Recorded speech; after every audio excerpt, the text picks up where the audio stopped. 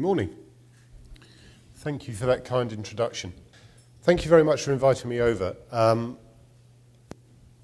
My background's a little bit unusual in as much as I originally trained as an exercise physiologist, and I spent 12 years of my life sticking needles in people and measuring their physiology and then giving them programs to try and get them a little bit fitter and stronger. But after doing that myself for around about 12 years, I damaged my body so badly that I couldn't continue. So I had to requalify, and I requalified as a sports psychologist because I was very interested to work out why it was that elite performers didn't carry through all the physiological work. And it seemed to me that it was actually to do with the way they thought rather than their actual capability. And I didn't really know what I was because I had these two qualifications. So I went over to New York to give a conference address, and I was introduced at a conference as one of these, a psychophysiologist. And I thought that sounded very grand, and I thought, well, that's a good thing to be. And what does it really mean? What it really means is that what I'd like you to do and what I'd like to challenge you with is to think about how your brain and your body work together in order to improve performance. And my particular area is the ability to think under intense pressure. The research that I've done in this is reasonably groundbreaking. It's just been about to be published in Harvard Business Review. But it's based upon work that I've done particularly with the military, looking at how senior leaders within the military have to make critical decisions and they have to be right under significant pressure. It's already been referenced that a lot of the work I do with this coaching, particularly through the Olympics, and the decisions that you have to make very quickly have to be right again. The other area in which I work is for the royal household. Her Majesty the Queen this year has had a particularly busy year, and again, constantly having to make decisions under pressure. So it's in those three areas that I'd like to give you some thoughts and ideas of how you may be able to take on some of these ideas and challenge the way you currently operate. But I have to be very honest with you, I won't be telling you what to do. I may give you some ideas and thoughts, but I'm not going to be telling you anything that is new. All the work that I've done simply reinforces that which we already know. And a lot of the things I'll tell you about, you'll say, well, I understand that. And when we understand it, that is fine, but do we engage with it? And what I'd like to do is change some of your perceptions about the role and the way in which the link between physiology and psychology has been forgotten, and how, if we re-engage with it, there are significant competitive advantages that can be achieved. I'm sure you'll have heard statements like this. To be an effective leader, you have to be physically and mentally robust. Regrettably, many of our leaders who have said things like this have let us down, not through their words, but through their behaviours. And this is a perfect example. The person that said this was a senior leader within the UK. He ran ICI, a very large chemicals company. And whilst he said that you have to be physically robust, unfortunately he died of a heart attack. He had a stroke. He was a heavy drinker, a smoker, and was very overweight. And so it's very easy to talk about it, but very much harder to deliver. And the thing is, when you're a leader, people don't follow your words necessarily, they follow your actions. And so we're going to disregard this statement, and we're going to go back 2,500 years, and we're going to hear from somebody who was a Roman poet. He spoke in Latin, and therefore it is far more powerful. But it's the same message. Orandum est ut sit, mens sana in corpore sano. It's the very same message. It is to be prayed that the mind be sound in a sound body. And that's what I'd like to investigate with you. I'd like us to start thinking about the way in which we manage our physiology and our psychology. Now, I work at a business school, and I have to say at the business school we talk a lot about the efficiency of the mind, about systems and models and processes, which I think is absolutely critical in the world in which we now inhabit. We have to make clear and good decisions. But we must never forget the role of physiology in the way it affects our decision making. Because we can put great information in, we can seek the experience and knowledge over hundreds of years and put it into processes and plans and books. But the question is, can we apply that under pressure when it really matters? And that's what I'd like to examine with you.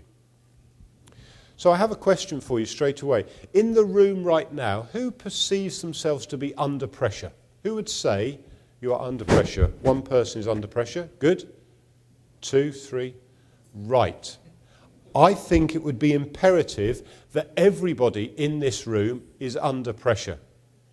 Pressure is an absolutely critical element of performance. Without pressure, we don't turn up. I travelled overnight on an aeroplane and people said, gosh, it must be really pressurised. I said, yes, it is, and it's good.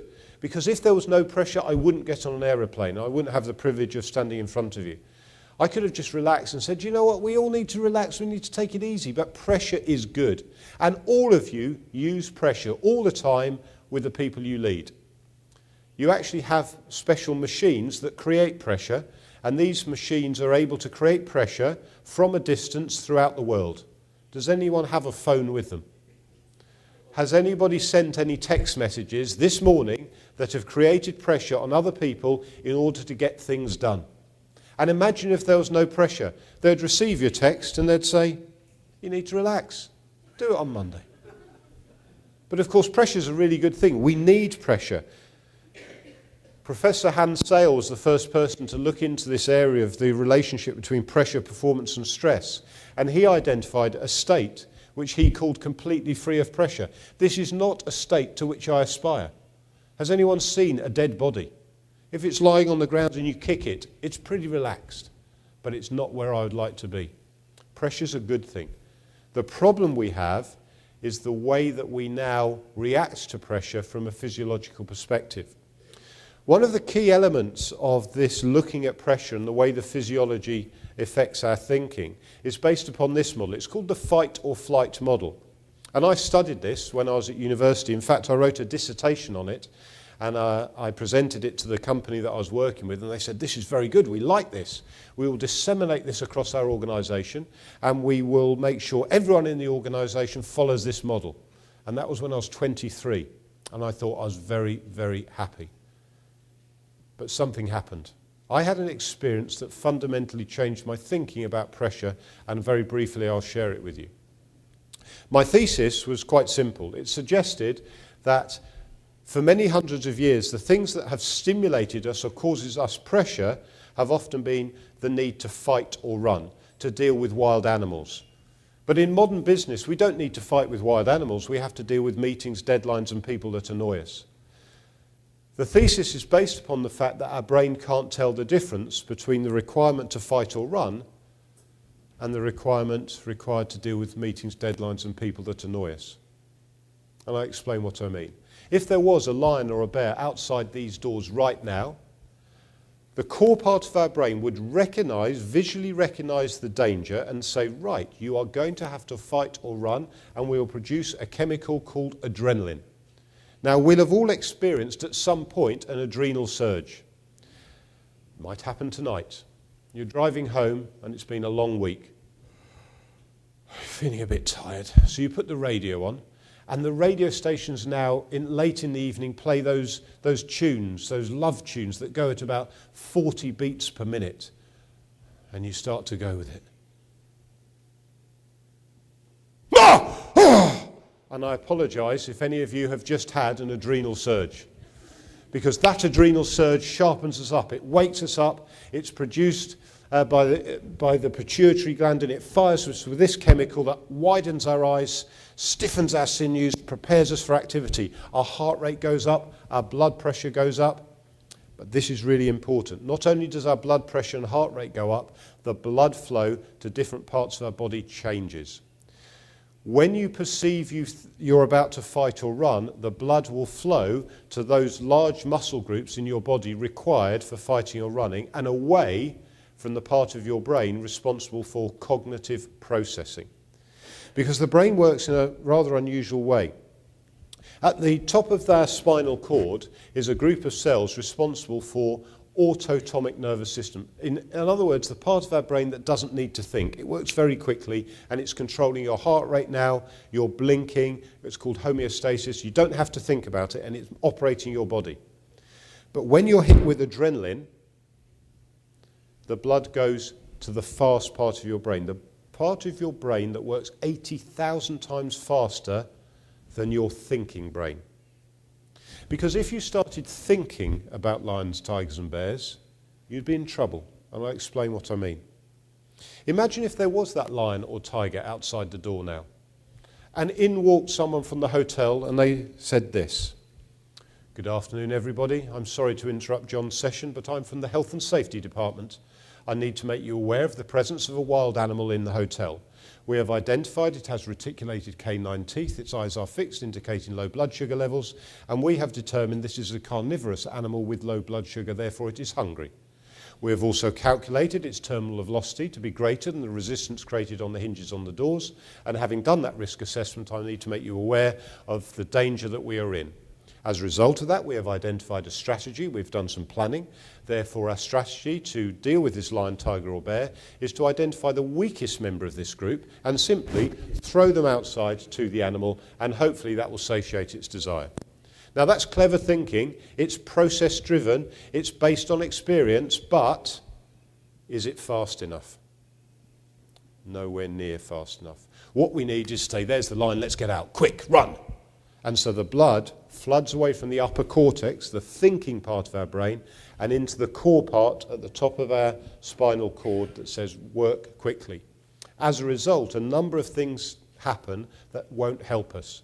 We lose our peripheral vision. We focus in on where the cause of the threat is. We lose our hearing because we don't need to hear it. We lose our emotional awareness. Do you need to know how the animal is feeling about this? Not at all. And so our brain and blood flow changes to enable us to work very, very quickly, and most importantly, non-cognitively. We mustn't think at this point, which is great if you're dealing with lions, tigers and bears, but not particularly good if you're dealing with meetings, deadlines and people that annoy us. Because at that point, we do want to use our cognitive thought processes. We do want to think, how are they feeling? What are the implications of this? What is our previous experience? But because of the way that our brain works and the power of this adrenaline, it doesn't happen. So let me tell you about the experience I had that fundamentally changed my view on this particular area. I was brought up at a school where regularly we'd have to stand up and read in front of the class. And many of us found that absolutely terrifying, me included. But the teachers made us do these things. They made us stand up in front of the class. They made us do things we didn't want to do, and we were often scared. And the reason for that was because we had to overcome fear, we had to step forward, we had to take responsibility, and that's maybe a lesson we have all had to overcome. And that's the lesson I had.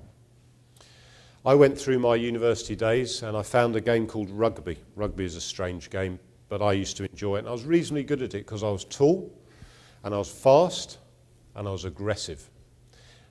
And normally being aggressive wasn't good. I was always in trouble for getting in fights at school. My father would tell me off, stop fighting, be more polite. And then I played rugby and I was aggressive and I fought. And instead of them telling me off, they said, well done. So I thought rugby is the game for me.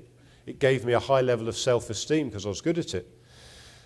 Regrettably, when I was 23, I was playing in a representative game and someone kicked me in the head and they broke my neck. They snapped it at C4 and I was taken off to a hospital where they put me in a special brace and they bolted my head into a position for 16 weeks, after which they unbolted my neck and they said, you can never ever play that game again.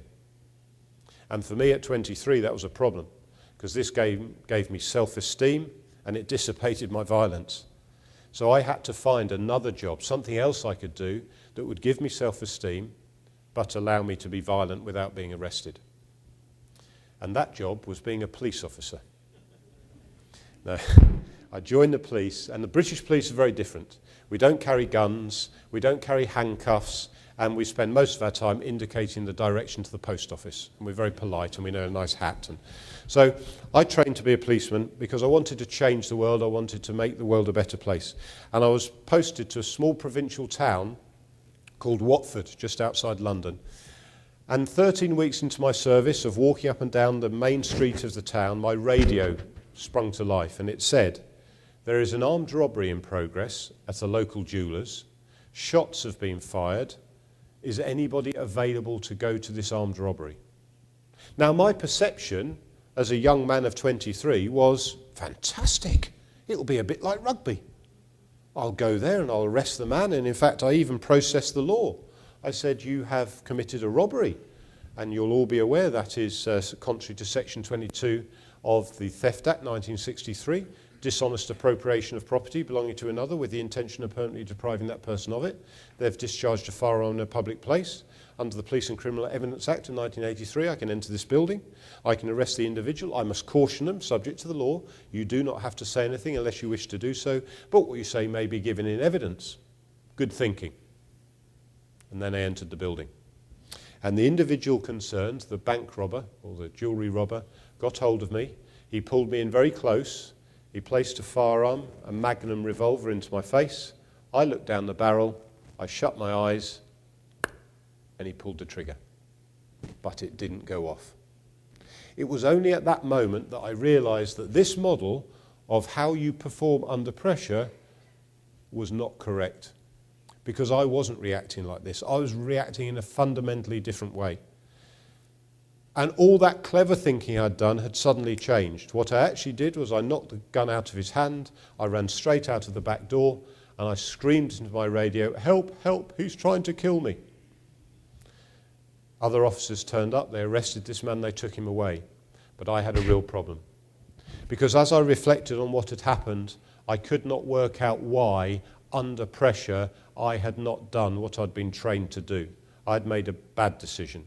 All my colleagues said, it's not a bad decision, you're still alive. But for me, I could not forget the message I'd learnt at school. Step forward, take responsibility, do the right thing. And in my mind, I'd run away. And so I had a real problem. And I had to try and find, why has my brain operated in this way? And so I went away and researched this model more deeply.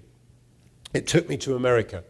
And I worked with the New York Police Department, who had been doing specific work on how does your brain work under incredible pressure. And they'd seen a direct correlation between adrenaline and heart rate and cognitive function. In other words, the ability to use the upper cortex of one's brain. What they discovered was this, that if your heart rate reaches 130 beats per minute as a result of adrenaline, your ability to process information cognitively reduces by 70%. So only 30% of your upper cortex is working. If, however, you increase that adrenaline, and as a result the heart rate to 175 beats per minute, you get to 3% cognitive function or mental shutdown. And if anybody in the room has small children, you will have seen this happen with your small children when they put on a play at school. And at home they practice their lines and they rehearse their lines and they try and remember them. And then they walk out onto the stage and this happens.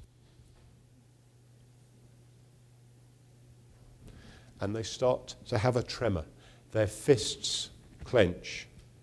Their mouth dries up. Their heart rate goes up. They lose peripheral vision. You can talk to them and wave at them. They can't see you. And they cannot remember a thing, even though it's in their mind, because they perceive at that point to be under threat.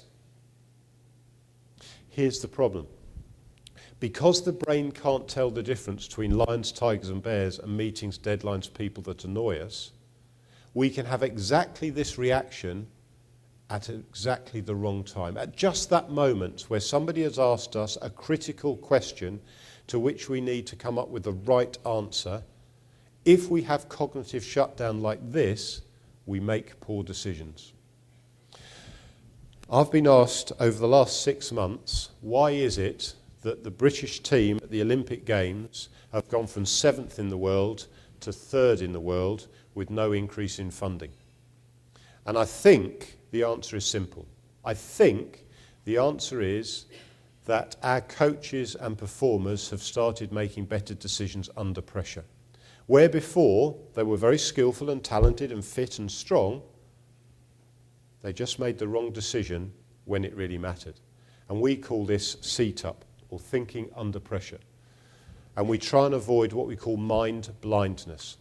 See, for leadership, You may only get 1 or 2 chances to get it right. And if you get it right, you're a great leader. If you get it wrong, you're a failed leader. And it's not your amount of knowledge, it's your ability to think under pressure.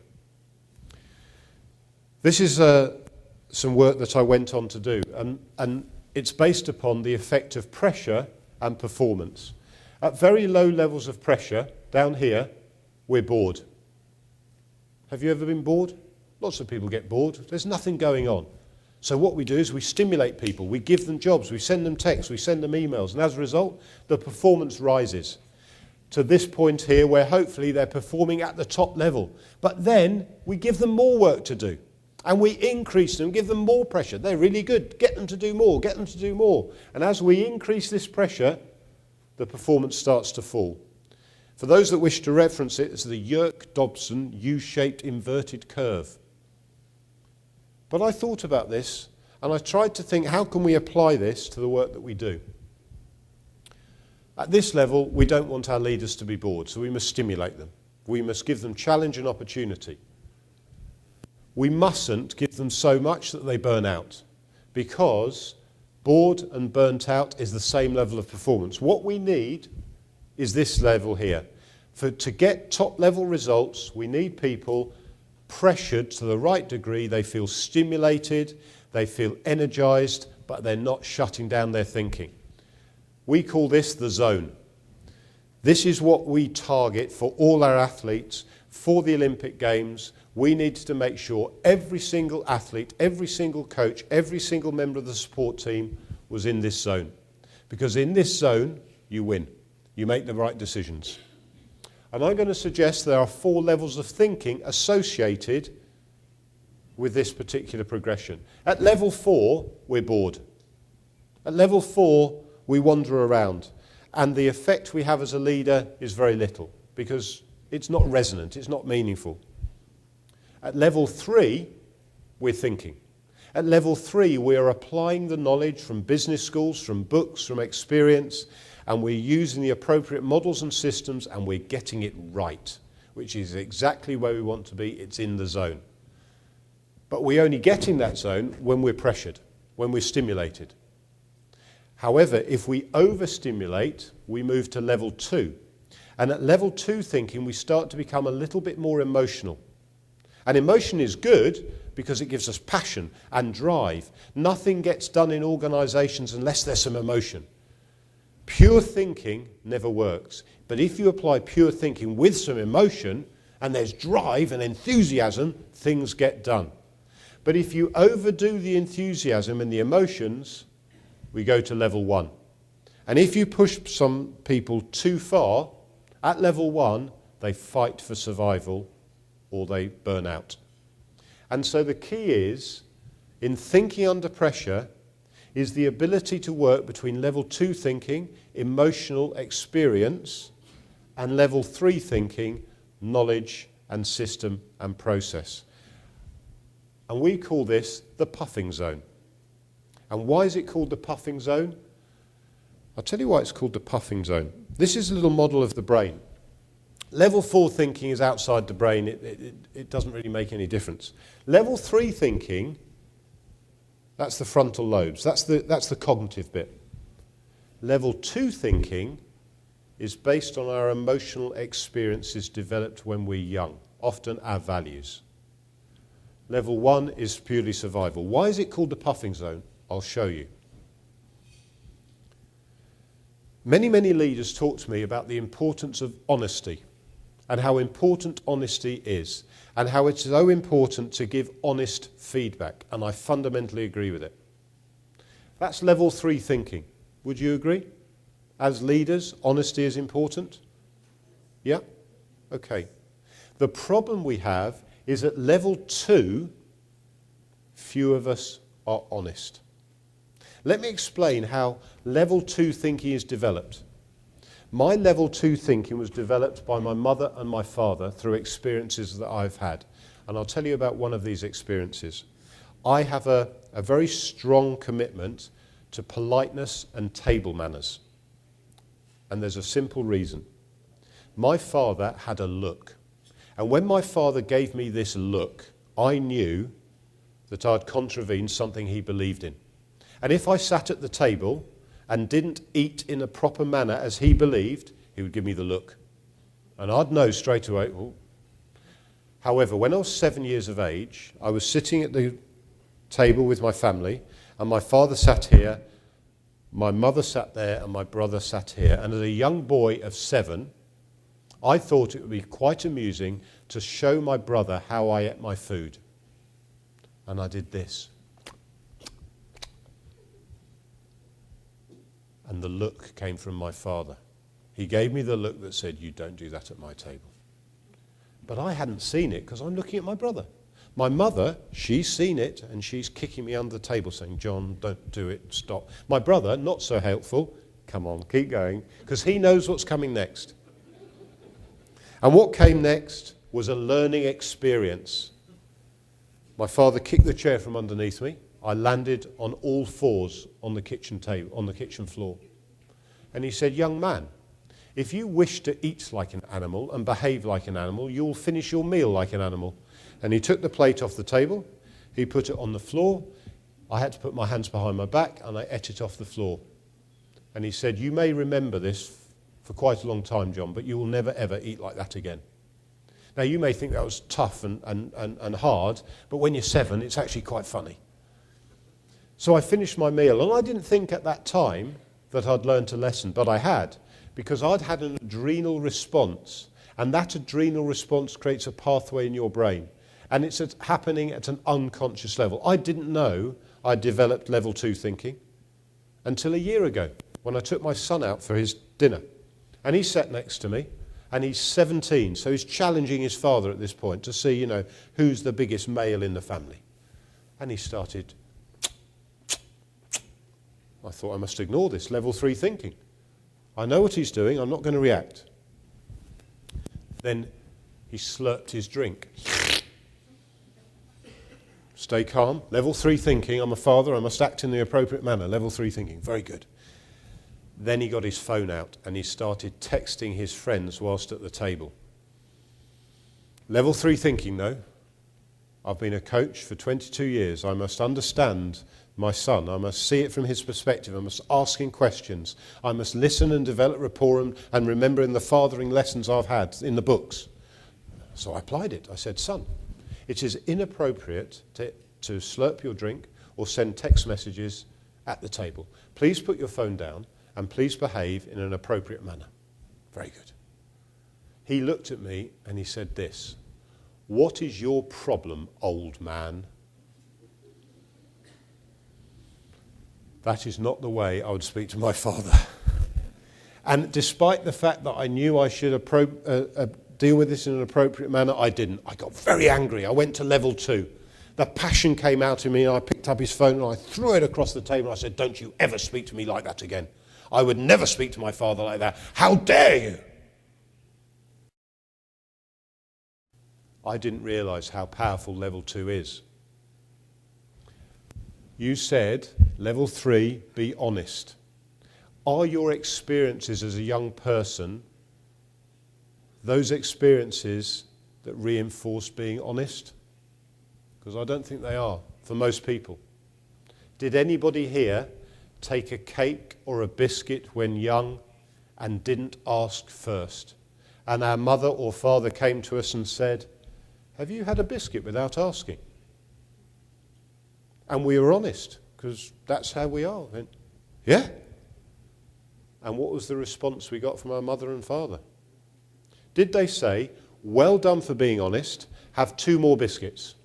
Or did they say, "Don't have a biscuit without asking"? And we learnt a lesson at an emotional level, at level 2, that sometimes honesty is not always the best policy. So what's this puffing zone? The puffing zone is simple. At level 3, we know we should be honest because giving honest feedback enables people to grow and develop. But at level 2, some part of our brain is saying, "No, don't do it, it's not good, you'll upset people, you'll hurt them, they won't like it." Have you ever had a situation where you've been in the puffing zone, where you've had to give honest feedback, but part of your brain is saying, "Don't do it," and you take a deep breath and you puff. I've got to do the right thing. And that, for me, what leadership is all about. That sometimes at level 2, the emotions can take over. But we need to be able to operate at level 3. For my athletes and the coaches I work with, do you think at level 2, when you're standing in the Olympic Stadium with 85,000 people cheering you on, and there's Union flags everywhere, and you've built up to this day for your entire life, here is your moment. Jessica Ennis, one of the athletes, she won the women's heptathlon. This is her moment. This is her chance. If she wins this race, she will be the greatest female athlete of all time. Here is your moment. Do you think that might stimulate level 2? Do you think our heart rate might be going? Yeah. There's no fear of death by taking part in the Olympics. But if you perceive it to be the case, that's what will happen. But level 2 could mean that she makes a mistake. Level 3 is about, how am I going to run this race? What am I going to do if someone goes ahead? Will I come out behind them or will I tuck in behind?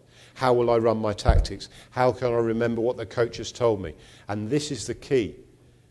The ability to work between levels 2 and levels 3 will enable you to make the decisions that matter and win. Of course, it doesn't always happen like this. I'd just like to show some research that I've carried out. This is a heart rate curve from someone during a normal business day. So I go around putting heart rate monitors on senior leaders and monitoring how they react. Now, for good cognition, for good thought processes, where we need to be is around about 65 to 70 beats per minute. But in this example, can you see a major problem for this leader? We have a heart rate here of up and around 120 beats per minute. And here, they got up to 160 beats per minute. Do you think they were attacked by lions, tigers, or bears? No. This was a phone call. And this was a meeting with the boss about the phone call. And at this point, with a heart rate of 160 beats per minute, they were level 2. I don't know what to do. I don't know what to do. I'm going to go wrong. We don't want that in our leaders. We want good cognitive processing. So we have to look after the physiology in order to make better decisions. These are what I strap on people. These are called heart rate monitors. And as a leader, I would really recommend you get yourself one. Because this is the only way that we can measure what is happening in your physiology. And if we can start measuring the heart rate, we know whether you are over-aroused, whether you are likely to make poor decisions. And you could be sitting there quite quietly with a heart rate of 160, and you won't be aware of the effect it's having on your cognitive process. So the challenge, this is the challenge I put before you. Is it possible to go from 3% cognitive capability to a minimum of 50% cognitive capability? Because if we can, it gives us a competitive advantage over everybody else. If everybody else is thinking at 3% and we're thinking at 50%, we will win. Even if we're not as fit and as strong and as fast as them, we will win. Even if we don't have the best resources, we will win. Because what makes the difference in leadership is effective decision making. The great leaders didn't always have all the resource, but they made the best decisions. So how do we do it? I'm going to offer you 3 areas that you might like to consider to enable you to manage this balance between physiology and psychology to improve your decision making. Coping strategies, confronting, and mental athletics. One of the most important things that you can do as a leader is provide your body with some light aerobic exercise to condition the body so that when you do get that adrenal surge, you can cope with it. This calculation you may wish to use in conjunction with the heart rate monitor to start training your body. But you mustn't just train your body, you must train your mind whilst you're training your body. There are a lot of fit people out there, but fit people don't necessarily think better. But if there are fit people who have trained their body and their mind at the same time, they make better decisions. With all our soldiers now, we all do this, orienteering, which is the perfect body-brain exercise, which enables us to make decisions while we're lacking oxygen. Now, I'm not suggesting we all go orienteering, but I am suggesting we take some exercise. It could be walking, could be cycling, but at the same time, we get our brain working. We listen to an audiobook. We walk with a friend and colleague, and we discuss and debate. Unfortunately, modern health clubs do not provide this facility. They sit on stationary bikes and go nowhere. They go on treadmills which just go round and round. There's no thought process required. So thinking whilst exercising is the first way, and we know this improves cognitive function by about 6%. But it's difficult, isn't it? Because we don't all have access to health clubs and fitness. So one of the things that I was required to do was design a program that would enable ordinary people to follow some sort of exercise program. And I was tasked by a group called the Royal College of Nursing in the United Kingdom. And this was the challenge they set. They said, we have 500,000 members, we have no health clubs, we have no money. Can you apply an exercise program for these nurses? And this is what we created, a program called Vitality, which you're welcome to go and have a look at. And Vitality provides an online resource to ordinary people to take exercise and think at the same time. They test themselves, they process themselves, and so we've got all our nurses now getting a bit fitter and healthier. My grandmother is currently in hospital in the United Kingdom. I really hope the nurses and doctors that are looking after my grandmother are following the program, because I don't want them to make a poor decision because they're tired and worn out. I want them to make accurate decisions to look after my grandmother. I've handed out my leaflets in the local hospital, and I've encouraged them to start getting onto this program. It's designed for ordinary people, people like us. I spend a lot of my time working with really fit athletes. They don't need this, they do it as their job. But we're ordinary people. How do we take advantage of this balance between physiology and psychology? That's one solution that I'd like to offer to you. The second solution is a simple one. We need more sleep. It's one of the most critical factors in decision making. And what we need to do is balance the types of sleep that we get. Rapid eye movement sleep is the first sleep that we get, where we start to try and work out what's going on in our head. Slow wave sleep is the deep recuperative sleep that we need. And we go in sleep cycles. We need about 6 to 8 cycles a day, and each cycle takes about 1 hour. So typically most people, to get the right amount of this recuperative sleep, need 6 to 8 hours. Not everyone needs it. Depends on your personality type. But sleeping is really critical. The other thing we need to think about as leaders, and I said it was nothing new, was eating healthily. And I'm sure you know all about this, about the sorts of foods we should eat and when we should eat them and so on and so forth. And I'm not going to labour this point, but I would encourage you to think about it. This is all very well, but how can we measure it? I was tasked to do some measurement in this throughout the last year with a group called SIS, better known as MI6 and MI5. You will know them quite well as the people that look after James Bond, because that group of people had a very busy year. And they said, we are going to have to make some critical decisions. Is there any way, John, you can help us to know when we are likely to be making poor decisions, when we're lacking resilience? And yes, it's possible.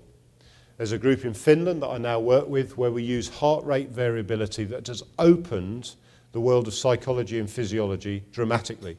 What it enables us to do is start measuring the response at level 2 and level 3. In this example, we have someone here who is physiologically stressed. They're busy. They've got a really, really busy day. But this individual then had great recovery here. That's called parasympathetic response. So this individual, whilst they've had a very busy day, is very well recovered. So fully resilient, likely to make good decisions. But on day 2 of this example, look what happened. No recovery till nearly 6 o'clock in the morning. This person should not be making any decisions the following day. As a result of this work and the feedback we're able to give, the governor of MI5, MI6 changed the meeting times of all his staff. And there's a reason. If you look at this chart here, you can see the resourcefulness or resilience of the individual dropping, and it's at its lowest ebb at midnight. It then rises overnight to be at its highest ebb just after 7 o'clock. On the second day, you can see the resilience didn't even rise above the line. This is where good decision making is, above the line. Their meetings were always at 8 o'clock. So they were making their decisions when they were least likely to make the best decisions. And the Governor-General said, we will no longer have meetings here. When do you think they started saying they'd have their meetings? In the morning. And do you know what happened? They started making clearer, better decisions. And they could see the effect of simply changing their meeting times based upon this recuperative process.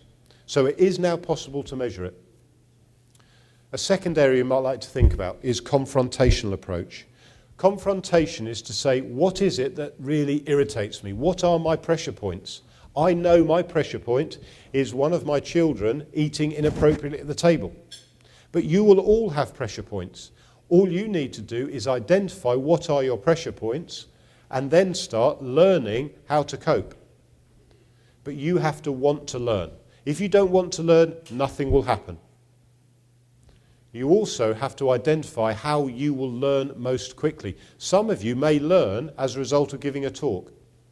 Some of you may learn better by listening to a video or watching a film. Some may want to read. So the key is, how do you learn best and what do you want to learn to put information into the right part of your brain? And the final area, which is only 5 years old, this is my particular piece of research, and it looks at something called mental athletics. Everything we've spoken about this morning is about how do you make your brain work faster? How do you control which part of your brain is working? Now, it seemed to me as a physiologist that we train the body and we can see the muscles getting bigger, but we can't see the brain. Not until 5 years ago, when we came across something called magnetic resonance imaging. And we started to realize the brain is just like a muscle, that if we stimulate it, we can build it, we can make it work. We managed to discover that in certain groups we could grow a particular part of the brain, the hypothalamus, by 30%. We made the brain get bigger. Now that had been suggested it's impossible, but we can do it. We can grow your brain. But more importantly, we can grow the interconnections within that brain. Let's just go back a step to pressure. Has anyone ever seen pressure? Can you buy a bucket of pressure from the shop? Because you see, pressure does not exist. It's got nothing to do with the external environment. Pressure only exists in our head, based upon our perceptions. And what mental athletics does is repattern your brain to change your perceptions. So a lot of the work we do with our soldiers, and particularly the athletes throughout the Olympics, is to change their perception of the Olympic Games. Many of the people we competed against perceived the Olympics to be a really scary thing, and this is going to be really hard and really difficult. Our athletes said, London 2012, what a wonderful opportunity to show the world what we can do. This is our chance. So instead of perceiving it as a threat and getting cognitive shutdown, they saw it as an opportunity. Imagine the small child trying to deliver their lines in a show or a play. Their perception is this is terrible and awful. But how about if we as leaders could create an environment where all the people that we lead see an opportunity? Don't see threat, they see opportunity and challenge, because as soon as we see it as opportunity and challenge, we don't get cognitive shutdown. This was the work that I got involved in. Mental athletics causes cognitive reactivation. It starts up parts of your brain that may not have worked for some time. It also enables us to change our perceptions of an event in the moment by use of mental imagery. We have always known that visualization is very powerful, and we do it naturally. Many of us, through the sleep cycle, will have engaged in something called theta waves. We have dreams. Have you slept and had a dream? And sometimes we wake up during theta waves. And during that period, the right hemisphere of our brain is very active. It's creating images and pictures that don't exist in reality. But if we wake up during one of those dreams, for a moment, we do not know whether that dream is real or not. And it massively changes our perception. Mental athletics enables you to reactivate the part of your brain that creates images, which enables you to change your view of the world.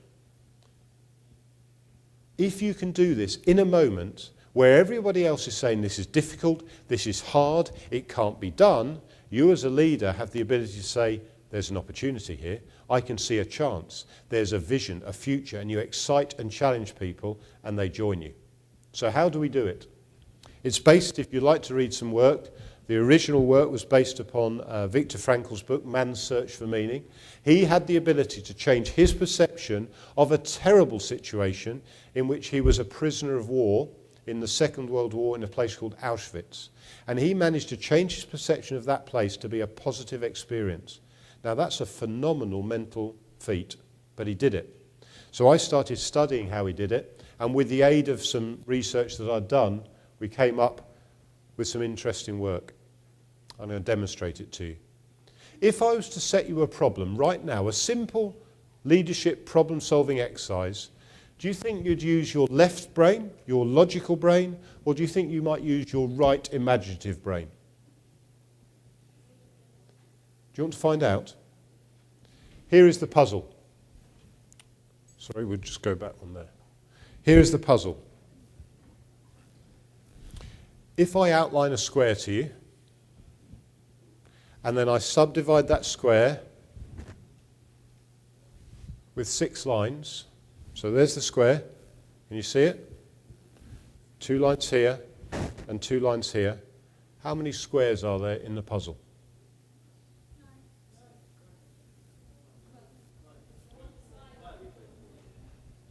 Very interesting.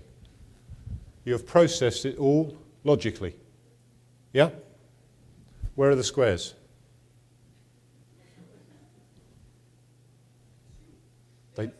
They're air squares. They don't exist.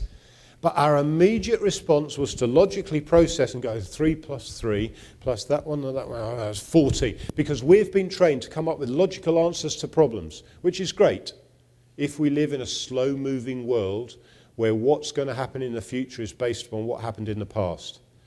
This part of the world, probably beyond any other, is moving faster than any other part of the world. And what happened yesterday may not be a good way of judging what's going to happen tomorrow. And what we have to do is have the ability to solve problems with both our imagination and our creativity and our intuition alongside our language and process and logic. So how do we do it? This is where the whole program, I think, comes together.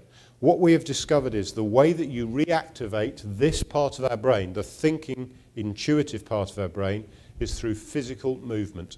We've done a lot of work with children with dyspraxia and dyslexia and had remarkable results in increasing cognitive function by up to 1,500% simply by doing physical activity, including balance. And I'd like to try something with you. I'm going to get you to do some mental athletics. Would that be okay? Yeah? Let me just demonstrate how it works first of all. No one needs to get up. Just sitting where you are, I'm going to activate the right hemisphere of your brain. To do that, it controls the left side of your body. So just sitting there, just rotate your left foot for me. Yeah? And you should find this very easy, even though it's your least favoured foot, because that's all you have to think about. What I'm now going to do is start to load up your logical brain and see what happens to this hemisphere of your brain, okay? So let's activate the left side of the brain by simply raising our right hand.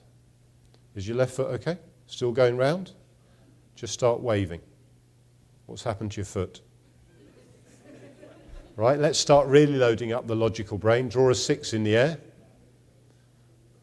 Your foot still okay? Now draw an 8 in the air. The foot's going the other way because this side of the brain is dominant. What we have noted is that one of the tests for genius is the ability to use both hemispheres of the brain at the same time. And in fact, the great geniuses, Einstein, Leonardo, these sort of people, could actually use both sides of their brain and would actually write in different languages because the brain works independently and codependently. So the final exercise I'd like you to do is a leadership cognitive functioning exercise under pressure. Would that be okay? It will require you to use your long and short-term memory and to make decisions under pressure. Do you want to try this? Put your hands like this. Now, long-term memory, left hand, right hand. Okay? Short-term memory, thumb, index, middle, ring, little. Shall I do that again? Thumb, index, middle, ring, little. I will call out one of those digits. Your job is to make a decision and move that finger as fast as you can. Okay? So right index, left middle, right index, left little. That's too easy for you. How about if you try and move your finger faster than the person next to you? Because remember, it's competitive. It's a competitive advantage to be able to make decisions faster than the person next to you. So turn to the person next to you and I'll call out the digit. You see if you can move your finger faster than the person next to you. Are you ready? Left thumb. Left thumb. Right index. Let's make it more complex. Left thumb, right index. Both middle. Left little, right index. It's getting complicated now. But there's one other thing that's happening. You are getting biofeedback. You're looking at your hands. Agreed? In leadership, how often do you get feedback? Sometimes you might not get feedback for a week or 2 weeks. So I'm going to create a situation now where you're going to need to use your long and short-term thinking. You're going to have to make decisions without feedback. It's a chaotic environment, which is what leadership's all about. Place your thumbs like this, invert your thumbs, cross your hands over and interlock your fingers, pull your hands through. Now what looks like your left is your right and what looks like your right is your left. There's no feedback. So, are you ready for this one? Wiggle your left middle finger. Left middle. Now do your right index. Now do your left thumb and your right index. That's harder, isn't it? Because we're not as mentally athletic as we'd like to be. So I'm going to finish on one thing. It's called a convincer. Many people would perceive that physical pain exists. I'm going to show you something that proves that physical pain is a perception. Have you heard of people having dental work done without anaesthetic? They're crazy, right? How about if I demonstrated mental athletics to you by doing an exercise with you where I'll dislocate my shoulder in front of you, but it won't hurt. Because dislocating is simply a perception.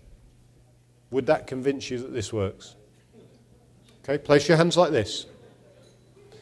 Invert your thumbs, cross your hands over, pull your hands through. Okay? Look at your hands, and what I'd like you to do is I want you to wiggle your left thumb. Yeah? Now do your right index finger, do your left middle, turn to your partner and see if you can challenge them, both middle fingers. Can you do it? Right. Watch carefully. I will now change my perception of pain. Mental athletics. It doesn't hurt. Ready? Watch carefully. And place your hands like that.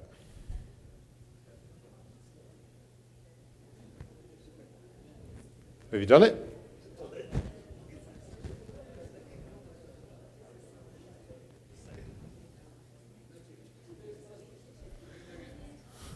Do it again. I studied for 1.5 years with a group called the Magic Circle because I was interested in what do magicians do that's like leadership. And leadership is a bit of magic. It's about changing people's perceptions and thought patterns, getting them to buy into ideas, to use their physiology, to practice hard, and to develop new ways of thinking. Of course, they use tricks. We as leaders mustn't use tricks. But what we might start doing is taking some of the magic of leadership and applying it for ourselves by thinking about our decision-making and the way we affect other people's perception, ideas, and thoughts by use of our physiology, the way we stand, the way we walk, the way we sleep, the energy that we bring. to enable our brain to work differently. And of course, this is nothing new. Here are some pictures from the country I live in of young people doing these sort of exercises for years and years and years. I'm sure we, as children in this country, did the same thing. We developed mind and body at the same time. So I guess my challenge to you is this. We live in a fast-changing world where the quality of our decisions really matter. Currently, the way we develop the brain is by filling up the upper brain with information. And we've forgotten that to access all that information, we have to look after the physiology. Many people would suggest this is mad and crazy.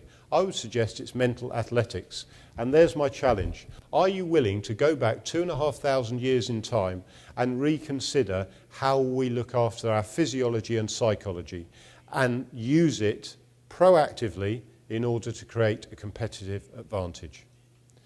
Thank you very much for the opportunity of speaking to you for an hour. I hope that I've given you some ideas, some thoughts for you to take away and use very pragmatically to make better decisions for you and your team.